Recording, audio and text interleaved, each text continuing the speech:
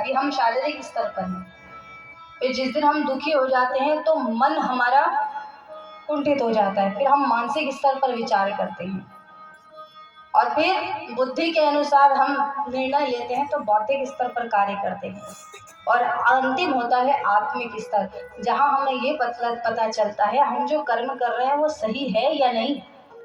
जो सही और गलत की पहचान कराता है वो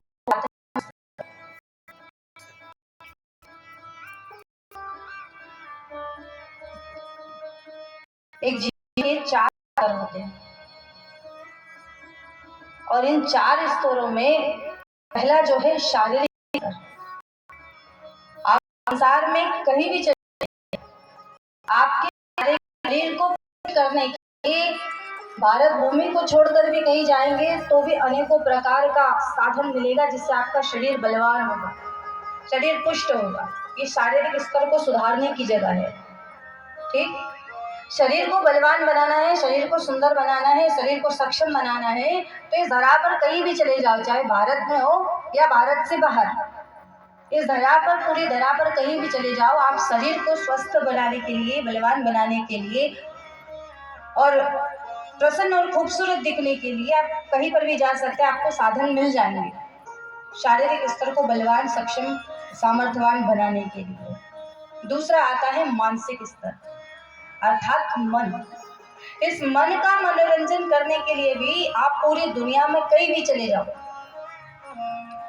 आपको मनोरंजन करने के लिए अनेकों साधन मिल जाएंगे।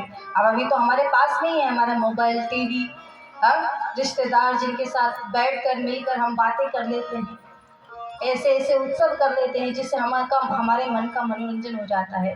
कोई खेल कूद हो गए जिससे हमारे मन का मनोरंजन हो जाता है। तो शारीरिक स्तर को भी बलवान बनाने के लिए, सामर्थ्यवान बनाने के लिए, बढ़ावा देने के लिए संसार में सब जगह सुलभ साधन है। मानसिक स्तर को भी सुधारने के लिए, मानसिक स्तर को मनोरंजन करने के लिए, मन का मनोरंजन करने के लिए इस पूरे संसार में अनेकों अनेकों प्रकार के साधन है। बौद्धिक स्तर को बढ़ाने के लिए भी शिक्षा सबसे अच्छा साधन है। बुद्धि का विकास कब होता है?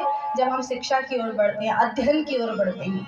तो बौद्धिक विकास बढ़ाने के लिए भी इस समस्त संसार में अनेकों प्रकार के साधन हैं, लेकिन एकमात्र है आत्मिक स्तर, आध्यात्मिक स्तर, हमारी आत्मा का स्तर।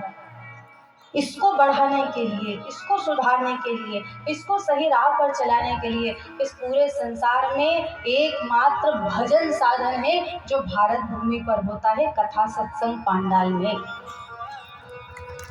कहीं नहीं मिलेगा।